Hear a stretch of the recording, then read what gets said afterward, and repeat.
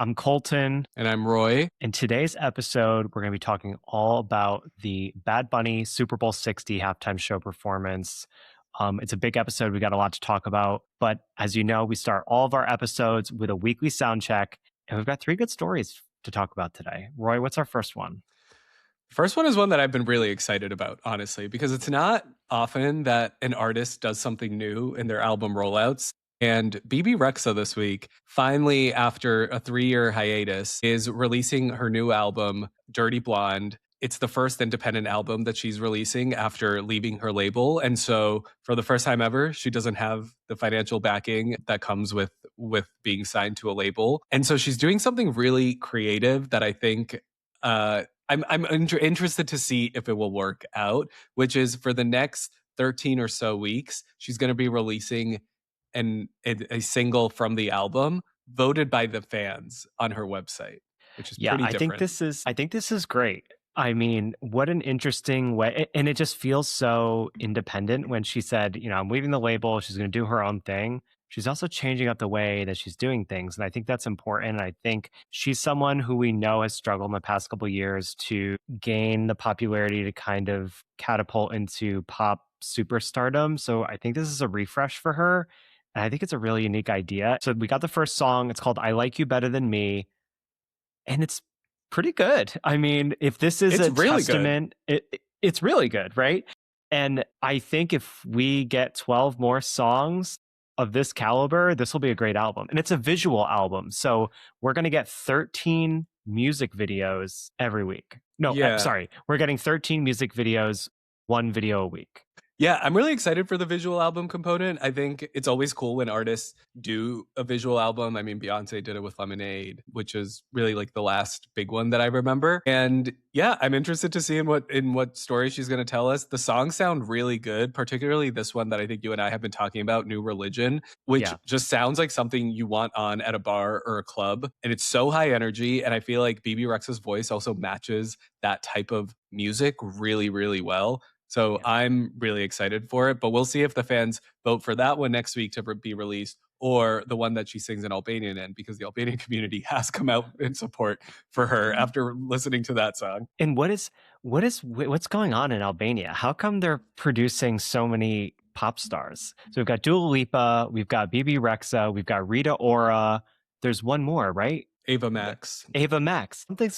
They produce pop stars over there in Albania. Yeah, Albanians have this weird thing where, and I can say this because I'm Albanian, where they all where they all just weirdly have good voices, or like someone sneakily in your family, like a third cousin, will start singing and you'll be like, you're kind of really good. And so I'm not surprised that there's been a rise of a bunch of Albanian pop stars. Now, I do think we're overdue for an Albanian male pop star because there are 0 on the scene, internationally speaking.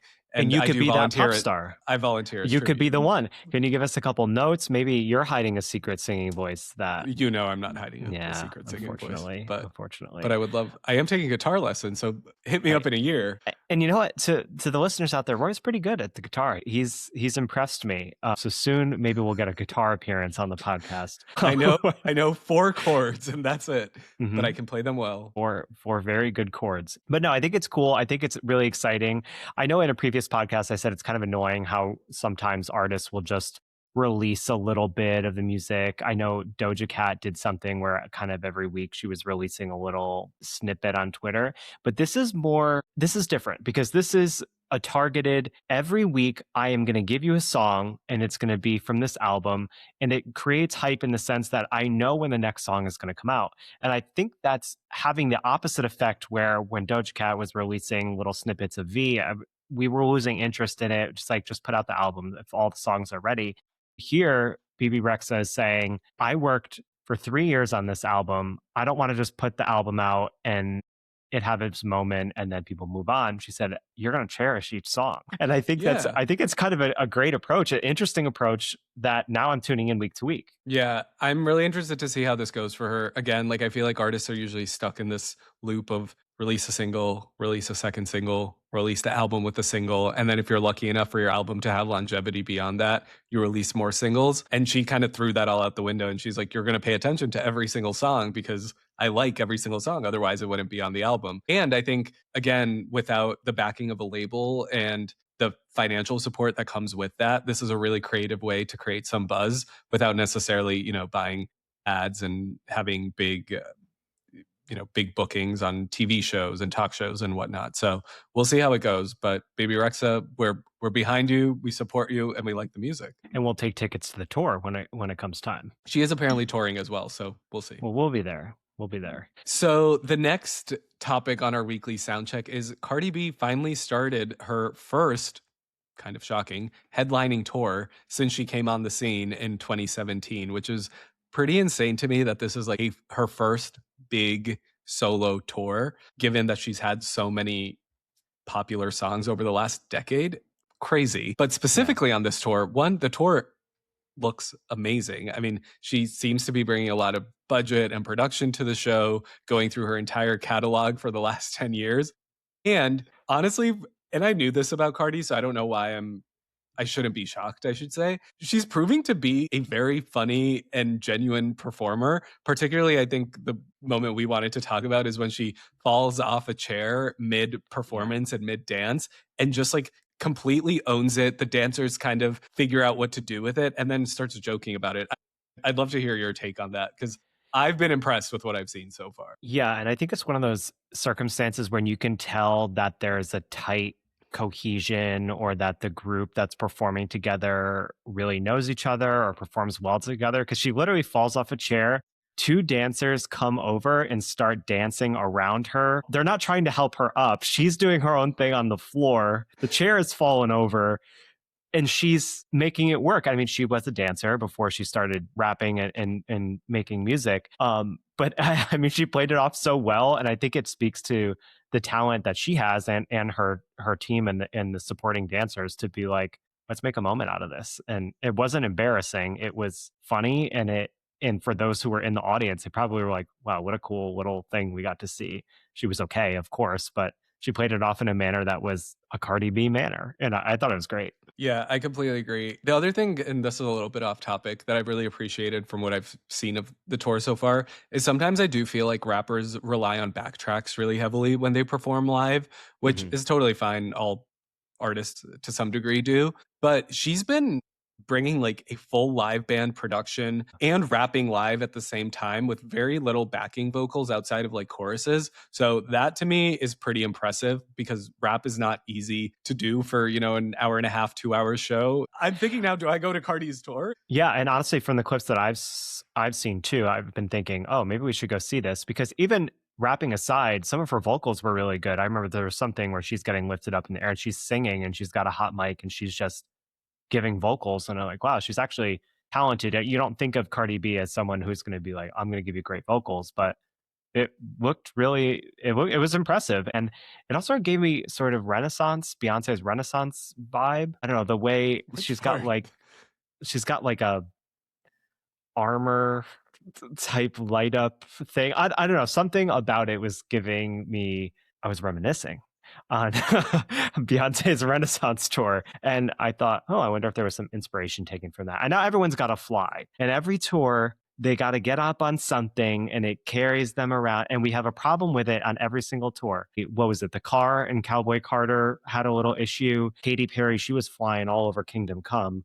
So she had a problem. She had a problem too. Like, let's everyone stay on the ground, please. I like the flying. I know you're a hater. I think especially if you're in an arena or a stadium, there's people in the back who paid a lot of money to come see you. Like it's an easy way to kind of get closer to them, I guess, for, 5 minutes or whatever. Yeah, but it often has an issue. Like, I don't know. If you bought the nosebleed seats, you bought the nosebleed seats. I've been there. We will buy nosebleed seats to plenty of shows. I'm not expecting a Glinda bubble moment to come down in her get to section 405 all the way in the back. It's a little much sometimes, I think. I don't know. That's my opinion. My take. I like it. I think it's fun. Well, Katy Perry's thing like dropped like 5 feet, and then she was like, oh, I thought she got electrocuted. I don't know about that. We'll look it up after this. I'm almost positive that whole tour was a one mess, show. and I've said that, but you'll stand by that. I've gone on record and said that the whole tour was a mess. But yeah, so Cardi B, we'll see how the rest of the tour unfolds. I think we should go because it looks It's She'll exciting. be in I see. The DC. thing is, I think that's great when we see some visuals from a tour that we weren't planning to go to, and we think, oh, you know what, maybe we should go see that. So I think she's hitting the right notes in that sense. Yeah, and she'll be in DC in a couple months. Well, everyone's coming to DC in a couple months. It's gonna be a big year, and we can't get tickets to any of them. Anyway, the the third story of this week, something near and dear to Roy's heart, less so mine. But go ahead, Roy. Tell him what it is. So after almost 3 years, Lana is finally coming out with her new single off a new album that people aren't exactly sure what is named yet and has changed dates at least 4 or 5 times at this point. And the single's coming out tomorrow. We're recording this on Monday, February 16th. It's called White Feather Hawktail Deer Hunter. And honestly, I'm seated for it. I'm excited. She released a 45-second snippet, and it is nothing what I was expecting from this album sound-wise. It's giving American Horror Story. It's giving Witch in the Bayou. She got married in the bayou, and now she said, let's make some swamp music. And you like it. I didn't care for it. You didn't listen to it. I did listen to it. And sometimes you're a big fan, I think, of when people do things differently and they deviate from their sound.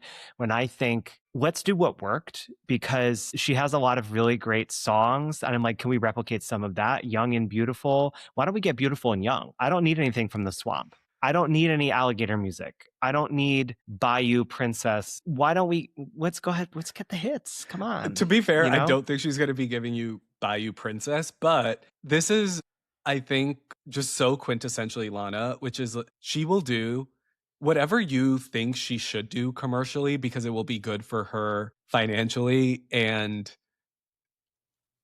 just relevance wise. She will go completely left from that and just do whatever she wants because she likes it and is in a mood to do it. And to be fair, she's famous and wealthy enough at this point where she can afford to kind of do her own thing. But I'm really interested in listening to this entire song because it was, again, produced by Jack Antonoff, which has produced now almost 3 of her 4 last albums. And her and Jack, they get weird. Like, I don't know what happens in the studio, but they bring out just really weird pieces of themselves in the production, in the vibes of the music.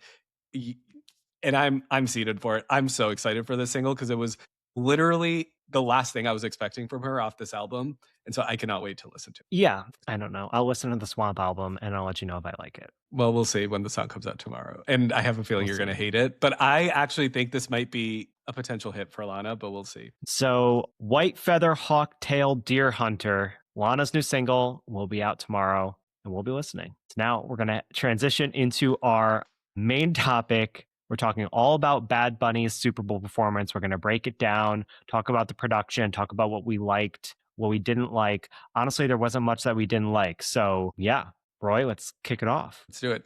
I will say this was one of the coolest Super Bowl performances I've seen in recent years, or in recent history at least.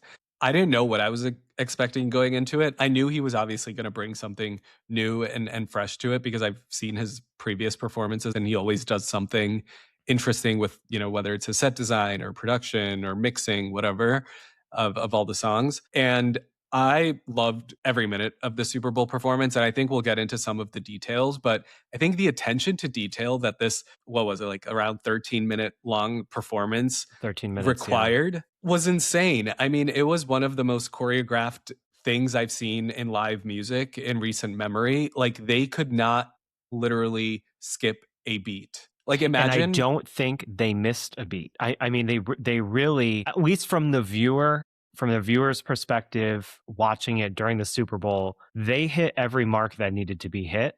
And it was flawless. From every transition felt flawless. Now, I know that there were some pre-records, but let's just back up and talk a little bit about conceptually what Bad Bunny brought to the table here. Now, we know that this was a performance, 13 minutes of it, that was steeped in storytelling. Now, that story, Bad Bunny has said he wanted to transport us and bring us into Puerto Rican culture and Latin American culture. And I think that was first and foremost felt immediately.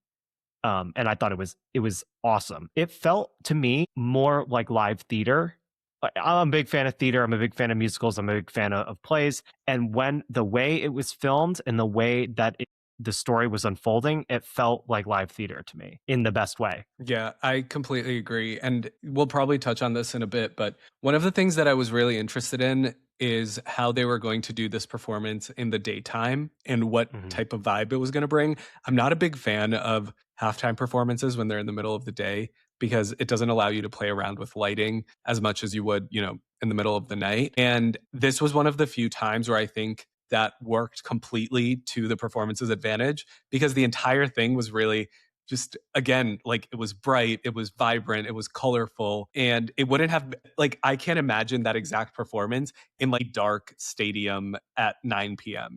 Like, Yeah. it was exactly what it needed to be. And I think part of it is the fact that they did kind of treat it like a theater production. Part of that production was the fact that the sun was out at, like, whatever it was, like 5 p.m. or whatnot. Yeah. Well, I think they were facing the Bad Bunny's creative team and the scenic and production design, which was done by Bruce Rogers at Tribe Inc. Now, Tribe Inc. is involved with many of the Super Bowl performances. Honestly, I'd call them like the Super Bowl experts because they've done scenic design and production design for the Rihanna show, Kendrick Lamar, Maroon 5, the Weekend halftime show. So basically every halftime show in recent years they've been involved with. So they're the experts on logistically how do we make this work. But this particular venue, it being Levi's Stadium in Santa Clara, California, and it being during the daytime, number one, lighting is an issue. Number two, it's an open air stadium. So we have no rigging. We have no ability to hang things from the ceiling. So remember when in Rihanna's performance, her and her dancers were going up on those lifts that were tied to rigging that was on the ceiling. You couldn't do anything like that in this particular stadium. In fact, they said the team had to work with the highest they could go was 10 feet above the ground to wheel into to that set, which That's is wild. that is crazy. I mean, and then they still did so much with elevation, and obviously he was on top of the casita set, and then there was kind of that courtyard or like kind of city square set that they had. So everything had to fit into really tight framing, but they were facing a lot of challenges, and I think it kind of those challenges ended up being, like you said, a real benefit to them because they were able to capture that it's daytime, it's sunset in Puerto Rico, and we're going through the fields and the sugarcane fields and the banana tree fields, and we're outside a market. And it was filmed almost like a movie. It was filmed almost like a live Broadway show. Like when you see they do the Sound of Music live on NBC or something like that. They film it like that. And I thought it was a huge, huge success. Yeah. You did some interesting research on this. Could you talk a little bit about the weird restrictions that the Super Bowl has in terms of how Yeah. many things they can have out on the field? Because I thought this was fascinating. I had no idea, but it makes sense once you hear about it. Yeah, and this was not something I knew either when I was like looking into this performance. So Levi Stadium also has natural grass. So they had to be really careful about pulling and moving sets and equipment and staging onto the field that the players would be playing on. So they gave them a limit of 25 vehicles essentially that could be rolled on to the field, and they all have these special sort of like turf safe, it's some kind of trademark actually, a turf safe tire that they would be able to wheel on and not affect or disrupt the grass or disrupt the grass in such a minimal way. And I think another unique thing was they knew they wanted to create this landscape, this grass, and we've all seen the videos of the dancers and the performers dressed as the running off the field, which I think was awesome. So they said they knew we wanted to create this vision. Said, well, how we can't wheel these sets or this sugar cane on. We're gonna have to make these people. So they hired like over 300 extras to dress up and move themselves on, walk on and off. But when you think about the logistics of it, the load in and load out for the Super Bowl halftime show is like 6.5 to 7 minutes. To get that So wild. entire set in, all those people, I mean, just moving 300 people alone onto the field is a feat. So I think this is where that tribe, the production and scenic design, having these experts that are used to working in these tight time frames really comes into play because they're able to meet with Bad Bunny's creative team who brought their own vision and say, okay, how do we do this practically and how do we get it done? So the creative director for this particular show was a woman named Harriet Cutterford, and she collaborated on design elements and translating Bad Bunny's artistic vision into the space, because obviously the limitations that there are on this particular field, talking about not having rigging or, lighting issues. In an interview with Numero magazine, when she was asked about using the field itself as part of the storytelling and as part of the narrative, she said, from the start of the creative process, the feeling was to create a journey which would happen from one end of the field to the other. Very quickly, the idea of creating a giant immersive field of grass and crops to house the journey became a very clear central concept. The journey and the field went hand in hand. This was the North Star. And everything from there on and out was very intentional. We explored what would unfold and what would be discovered within this living landscape on Benito's path to the touchdown. And I think you can see that when he starts at the far expanse and is slowly working his way through the different sets and through the different vignettes, and all the way to the very end, where at the end of they're saying thank you for tuning into the Apple Music halftime show. This has been in collaboration with Apple Music and National Football League. You see the real security people blocking the entrance as this whole cast is coming off stage. He's taking out his in-ear monitor and he's just like waving to the camera, and it's like unchoreographed but choreographed. It felt very intimate. And so it's like I could see what she means when she said we want to start at one end and use this whole field as part of the stage, which I thought was awesome. This whole production kind of started with a series of separate vignettes, which I thought was really, really great, and brought us into the culture, into the Latin American culture, and into that, create that vibe for us. What was your take on that? Yeah, I absolutely loved it. Again, there are some Super Bowl performances where you kind of watch and you're like, okay, that was cool. I'm probably not going to go back to this ever. Right. This one was one that I've watched, I don't even know how many times since it actually went live. And I think part of that was because there was so much packed in that 13 minutes.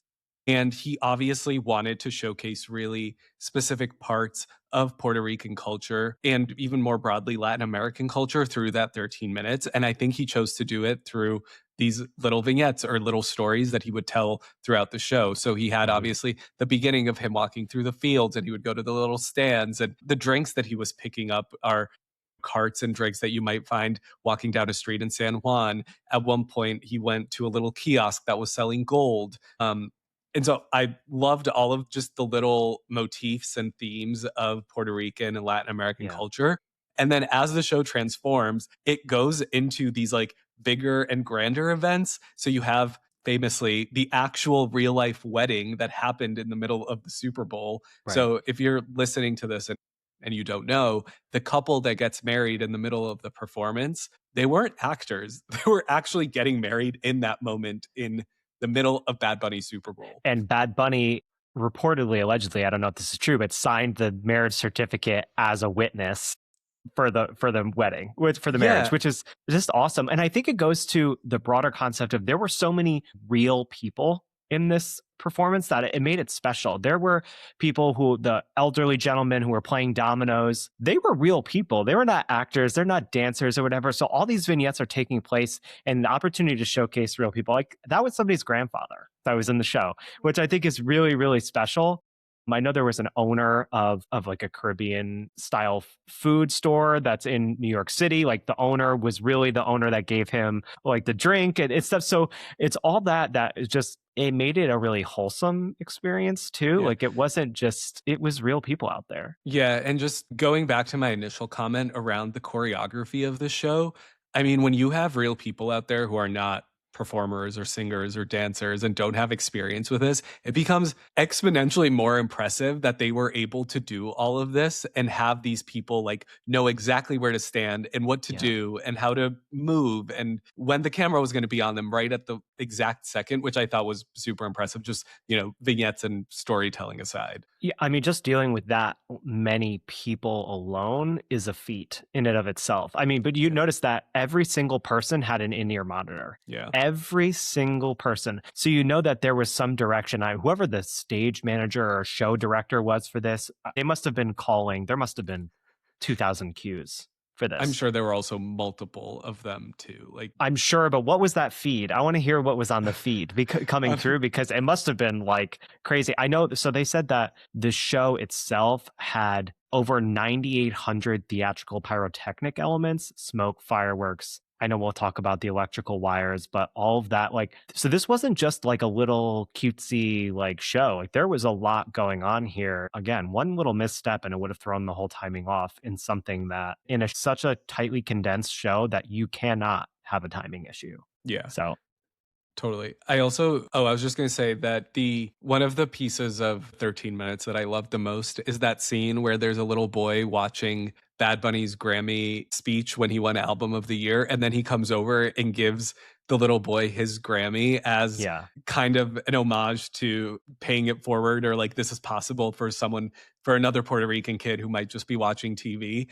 I thought right. was one of the sweetest moments of the show. And again, I think just speaks to the amount of thought that went into exactly what he wanted to say out of Yeah. this show, and this message of unity and good vibes, and Mhm. dreams can become true if you really Yeah, work I for it mean, and dream big enough. inspirational in general. I mean, there was that moment which I loved where he's walking through there's like violinists and there's like people playing live musical instruments and he looks at the camera and he says, "I'm performing at Super Bowl 60 because I never give up on myself and you never give up on yourself either." And I think that's like what a message, you know what I mean? Like you don't get that. It's not every Super Bowl performance that it's like he's not talking to just people in Puerto Rico or just Latin America. I'm sure that's really heavily, a story that he's trying to tell. But there could be anybody, somebody in the Midwest, a little boy who doesn't think that they have enough money to play on the Yeah. football team or do whatever. Like he's speaking to them too. So I thought it was just such a cool way to tell so many different little stories. And I just thought it was so successful. That just reminded me of something that I wanted to mention, which is nothing about a Super Bowl halftime show and being the headliner for it is touchable. Meaning, like, it is one of the rarest things that can happen to an artist, that Yeah. they get famous and big enough and have enough of a cultural impact that one of the larger, at least American sports nights, asks you to perform in the middle of it. And this Super Bowl show was very accessible, meaning like it felt very human. Like even at the end, like when he's walking off and you kind of see what's going on around him, you're like, yeah, this is just another guy who just like had a really Yeah. impactful moment in his career. But at the end of the day, he's just another person. And this is all part of a bigger thing that's happening, which I just really appreciated. Again, this just felt so real and Yeah. It so felt really doable. authentic. It felt really Yeah. authentic to not only him. I mean, I didn't know much about him or his music prior to this, so I've done some research about him, and obviously, like, there was a lot of songs I was like, "Wow, that sounded great." So I've become a fan since then.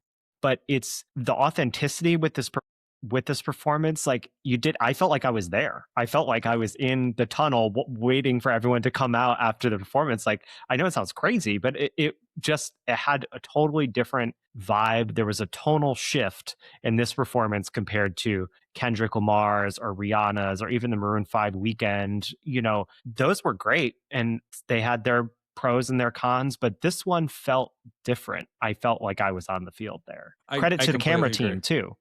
Credit to the camera team for bringing us there, because I know that there was somebody with a huge camera strapped to them walking backwards hitting all these beats, and Yeah. that's part of the experience, and that's a dance that they have to do themselves. Yeah. I thought that the camera work was really unbelievable too. Cause again, they also couldn't miss a single beat.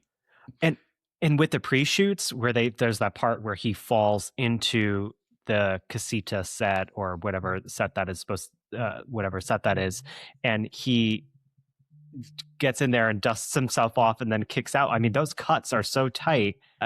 It was really impressive. Yeah, I'm curious. So, there were a lot of different pieces of the Super Bowl performance, as we've said. What was your favorite part? Good question. I think my favorite part was when he's talking to the camera and telling you basically to believe in yourself while there's like that line of violinists playing amongst the sugarcane or amongst the crops, which I thought was just really cool. So that moment sticks out to me.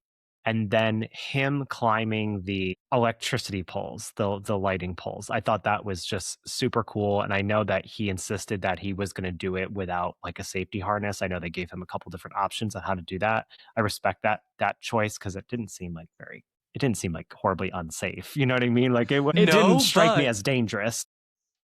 I also thought that part was really cool. I thought the, pyrotechnics during that part were really awesome. I thought the dancers or acrobats that were flying around the poles were really cool. But I was watching and I distinctly remember being like, does he have a harness on? Is he really just climbing that pole Yeah, in he the just middle free of his climbed Super that. Bowl? Yeah. Which, I mean, yeah, it's not, And Mount keep in Everest. mind, these are not structural poles. This had to be, so they said all these things had to be able to tilt down and fold up because we had to fit that 10-foot minimum. So they wheeled them out, unfolded it, and snapped it into place, and then they're all climbing it. So I give them a lot of credit for that. I mean, like I said, it's not like it would have been a disaster But you if he don't want to fell off the risk. thing. Yeah, But but it you is don't a want to risk risk. that. It's totally a risk, yeah. Right. But I think the timing alone of it being like, I have to clip you in, I have to clip you out, I have to do like that would have been a burden. Yeah. I mean, for sure. I think my favorite part was the wedding scene. When I rewatched it, it's just so fun. Like you see these little kids dancing with, these like old men who I'm sure are supposed to represent their like grandparents, or maybe they were their grandparents, who knows? Right. There's just so many details in that scene. Like you have the little kid who's sleeping on the chairs and Bad Bunny goes over and wakes him up. And I read this on Twitter, but that's a very common occurrence in a Puerto Rican or Latin American wedding because the adults are all, up until like 4 a.m. and everyone's invited. So all the kids are just sleeping on the chairs on the side. Like, again, there were so many little nuances to it that I think I probably didn't appreciate at the moment because I didn't notice them. And that scene, when I went back to it, has had a pretty, I think was one of the more impactful scenes of the performance. Yeah, and I would encourage everybody to go back and watch it again and just like pick up on the little things that you missed the first time. I mean, I guess that set that you're talking about with the wedding set was based off of an actual terrace that, Bad Bunny's team and the creative director saw when they went to go scout these locations and try to get some inspiration for the show. So I thought that was really cool. But you're right, in the wedding, the camera just pans around and there's just so many real people. Yeah. There are real people. There are children. There are elderly people. There are middle-aged people dancing. There's kissing. Like there's all of that, which I think just goes to the authenticity of the story that he's telling. And then we get Lady Gaga. Yeah. What were your thoughts on the Gaga performance? It was a lot of this. It was a lot of hands. But you know what? I liked it. I thought, again, we were kept guessing. I didn't know what to think. It didn't, again, she's always sings incredibly well. That wouldn't have been my first choice song. That's a Bruno Mars song as well, right? It's Die With a Smile. It's the one. Yeah, Die With a Smile. Yeah. Well, I liked it. I don't think it was my favorite part. I'm a Lady Gaga fan, so I think people were excited to see it, but it did feel a little bit odd. Like if you're going to do something so random, do something really random. Don't do something random and then like kind of shoehorn it into the rest of what was going on. Yeah, I appreciated the salsa rendition of Die With a Smile because I really don't like that song, period. I think it's one of the weaker songs on Mayhem, but regardless, it did really well in the charts. I think it's like one of the most streamed songs in history. Which is because Bruno Mars is on it. I know. Anyway, regardless of all those points, it was fun. It was super random. I mean, she has probably 1,000 of other songs I would have rather had her do a salsa rendition to.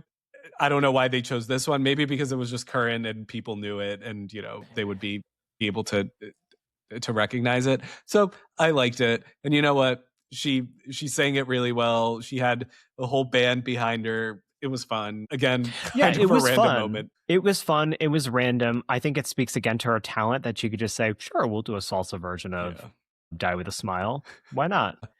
And Ricky Martin was there. Yeah, the Ricky Martin performance I thought was really good. I forgot he can like actually sing. Like, yeah, he has a really good voice and he's Puerto Rican as well. So it was a nice like homage back to the culture. I do kind of wish he sang Livin' La Vida Loca because that would be such a fun throwback. But I understand for the performance that probably would have been a bit more random. But yeah, all in all, honestly, like 10 out of 10 Super Bowl performance. Yeah. If you could change one thing, what would you have changed? Mm. Or what would you have done differently? I would have actually put Titi Me Pregunto towards the end of the set. Interesting. I Okay. love that song. It was also one of the first songs of his that I got into a few years ago when it first came out. It's the more basic ones in that like it went very viral and big in the US. But I love that song, and it's also one of his like bigger songs, I think, in the grand scheme of his catalog, although he's does insane numbers overall. And so I would have maybe pushed that towards the end because I just, yeah, I don't know. I feel like that's typically how the set lists go. But then again, I think for the show and the story that he was trying to tell, it would have made zero sense putting it at the end. So I can see like why it also opens up the show because it entices people and they recognize it and they want to listen to it. Yeah. What about you? I think I enjoyed the little vignettes so much, but there was so many of them. I would have loved to stay with one or two a little bit longer to kind of really draw out the story a little bit more. Like there was so much to look at. It just kind of went by really quickly. And again, we talk about the 13 minutes and it's like such a tight time frame. But to be able to tell a couple of those stories or draw out the stories a little bit more. I know all the little situations were all telling one grand story, but I would have liked to, like right before Ricky Martin comes on, there's a man playing the guitar and he's just sitting there and then it just pans away. And I'm like, what were you trying to tell me there? What was it about? I want to see more of that guy. I want to see more of these violins. The people playing, like wheeling the tires while he's dancing. I mean, there was just so many little things that I thought were amazing that I guess selfishly I would have been like, oh, let's stay on that a little bit longer. But I know it's just not, you can't, it's infeasible. It's not possible with such tight limits. Maybe he can write a musical and take this 13 minutes and make it into like a 2-hour play. And I'll go.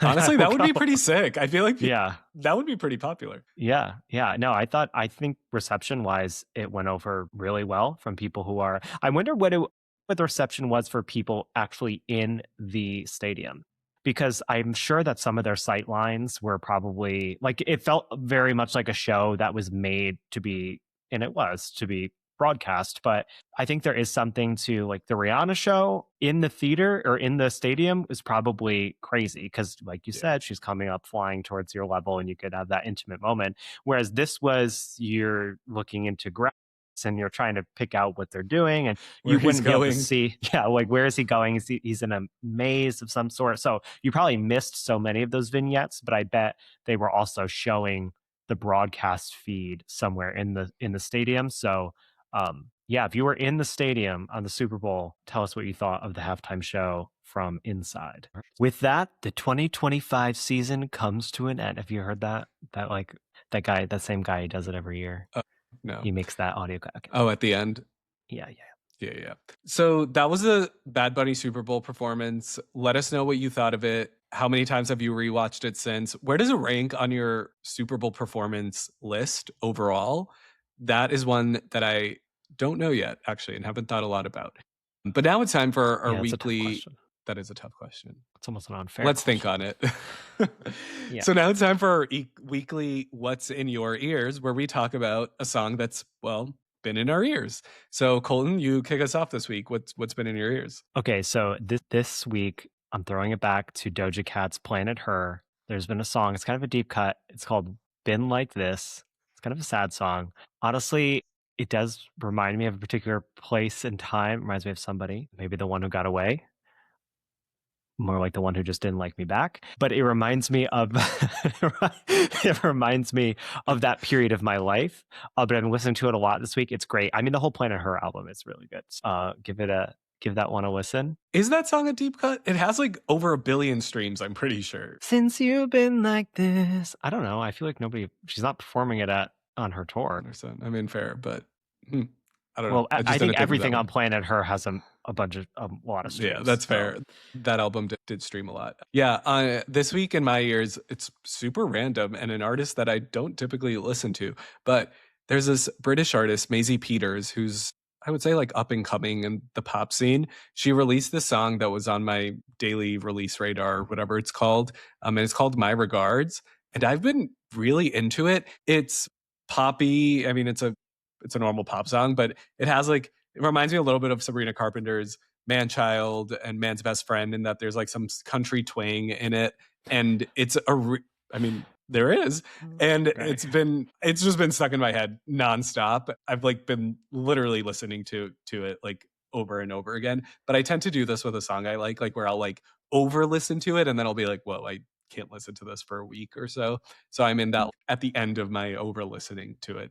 But it also has a really funny music video that was directed and filmed by do you know like the chicken shop girl who goes viral on TikTok and Instagram where she interviews celebrities at the small fried chicken shop in London? No, I can't say that I know her. Wait, really? No. I Chicken think shop there's date? Chronically Online, and then there's No. you Chronically Online. No, it's like a really big, like it has over 2 million followers on Instagram and over 3 million followers on YouTube because I'm just looking it up. It's like a really big, her name is Amelia. Chicken Shop Date. You should watch it. They're hilarious. They're like 5-minute interviews with celebrities where they're both eating fried chicken in this random chicken shop. And it's super awkward.